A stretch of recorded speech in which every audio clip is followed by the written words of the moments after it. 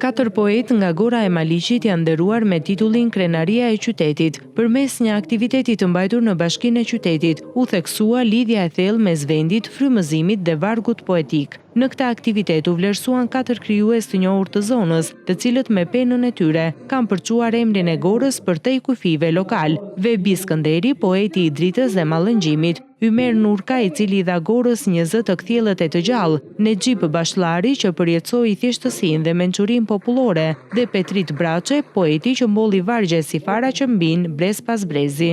Unë jam biri Strelcës, po e themi kështu, jam biri Gorës. I kësaj gore që ka lindur poet të mëdhenj, ndjem jo thjesht i kënaqur, po ndjem edhe i emocionuar. Sepse ndoshta është guri themeli të vlerësimeve të lirikës time, të poezisë time dhe të krijtarisë time në tërësi.